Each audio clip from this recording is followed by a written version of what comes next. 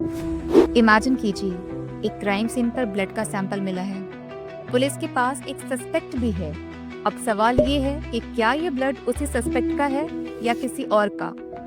इसका जवाब हमें मिलेगा डीएनए फिंगरप्रिंटिंग से। क्राइम सीन से मिला डीएनए और सस्पेक्ट का डीएनए दोनों साइंटिस्ट लैब में एनालाइज करते हैं। ह्यूमन डीएनए में कुछ खास रीजन होते हैं जिन्हें कहते हैं VNTR, variable number tandem repeats. ये छोटे छोटे सीक्वेंसेस होते हैं जो बार बार रिपीट होते हैं। हर इंसान में इनकी संख्या अलग अलग होती है और यही इंसान का डीएनए यूनिक बनाती है।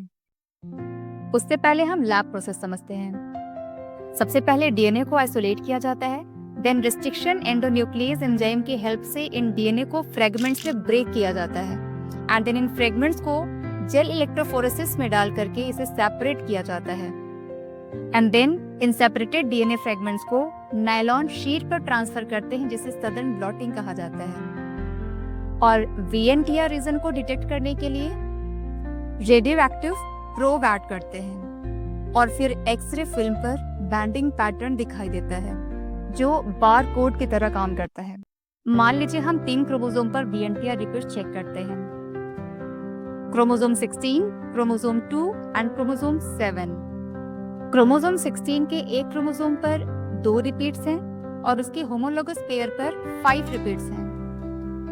क्रोमोसोम 16 के एक क्रोमोसोम पर 2 रिपीट्स और उसके होमोलोगस पेयर पर 5 रिपीट्स हैं।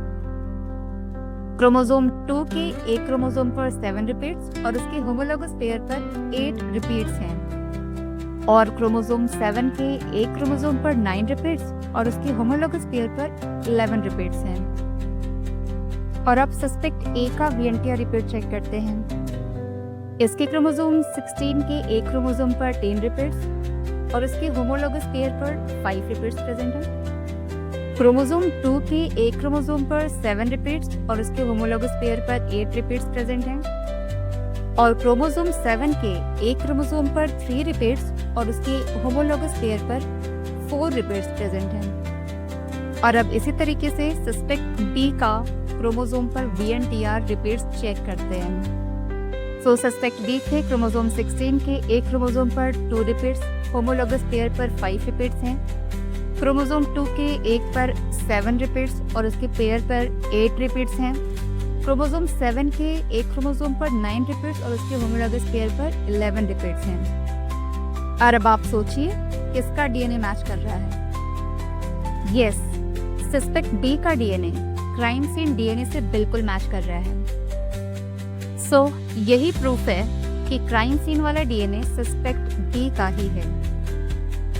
सो स्टूडेंट्स, यही है डीएनए फिंगरप्रिंटिंग, एक ऐसी पावरफुल टेक्निक जो बताती है कि हर इंसान के डीएनए का बारकोड अलग है और यही बारकोड हमें सच तक पहुंचाता है, चाहे वो क्राइम सीन हो, पैटर्निटी टेस्ट हो या आइडेंटिफिकेशन ऑफ डेड बॉडी। ये रेडियोएक्टिव प्रूफ क्या है, आइए समझते हैं। ह्यूमन जीनोम रिसर्च से साइंटिस्ट ने फेमस VNTR सीक्वेंसेस का पता लगा लिया है और ये रीजंस हर इंसान में होते हैं, बस रिपीट्स की संख्या अलग होती है। साइंटिस्ट इन्हीं नोन VNTR रीजन का कॉम्प्लीमेंट्री सीक्वेंस बनाते हैं और उसे रेडियोएक्टिव लेबल कर देते हैं।